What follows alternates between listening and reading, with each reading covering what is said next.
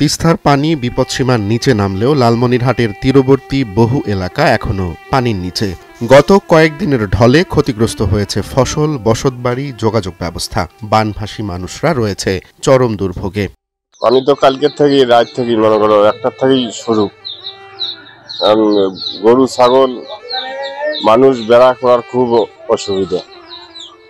বাড়ির পাক করে খাবার যায় না, চুলে জ্বালা যায় না, সব ধরে খুব কষ্ট। আর এত পানির তো বেড়া করা খুব জটিল হয়ে যায়। হ্যাঁ, আর দারবারও পাই না কোনো না।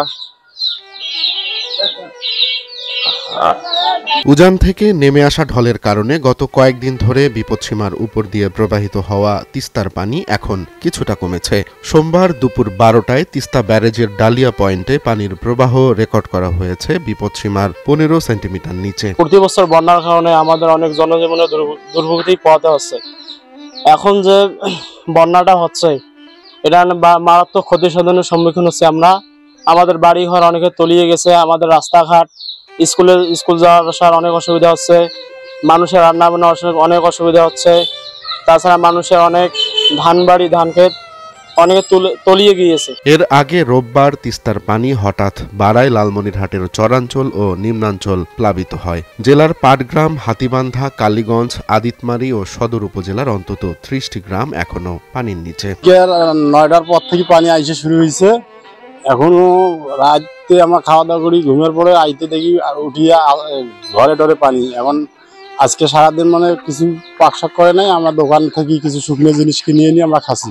এখন এই যে আস্থা ছাওয়া পাওয়া নিয়ে দাঁড়িয়েছি আমরা। বন্যা সতর্কীকরণ কেন্দ্র জানিয়েছে, কাউনিয়া পয়েন্টে পানি বর্তমানে বিপদসীমার 20 সেন্টিমিটার নিচ দিয়ে প্রবাহিত হচ্ছে। অন্যদিকে ধরলার শিমুলবাড়ি পয়েন্টে পানির প্রবাহ রয়েছে 115 সেন্টিমিটার নিচে। কালকে থেকে পানি হঠাৎ করে আসার কারণে আমরা পানিবন্দী হয়ে আছি। আর বাচ্চা কাচ্চা নিয়ে বাইরে বেড়াবার কষ্ট, সেই সাথে আমাদের নলকূপ পানিতে তলিয়ে গেছে, যাতে আমরা পানি আনতে শুদ্ধ পানি পাচ্ছি না সংগ্রহ করতে। রান্না বান্না করতে পারছি না, বেশ করে গৃহপালিত পশু পাখি নিয়ে তো আরো কষ্টের মধ্যে আছি। না, এ পর্যন্ত আমরা কোনো ধরনের সহযোগিতা পাইনি। আমরা খাচ্ছি দোকান থেকে শুকনো খাবার সংগ্রহ করে ছেলেমেয়েদের নিয়ে খাচ্ছি। তিস্তার পানি কিছুটা কমলেও স্থানীয়দের দুর্ভোগ এখনো কাটেনি। পর্যাপ্ত ত্রাণ ও সহায়তার অভাবে অনিশ্চয়তার মধ্যে দিন কাটাচ্ছে বানভাসী মানুষ। রোমান্স তালুকদার, নয়া দিগন্ত।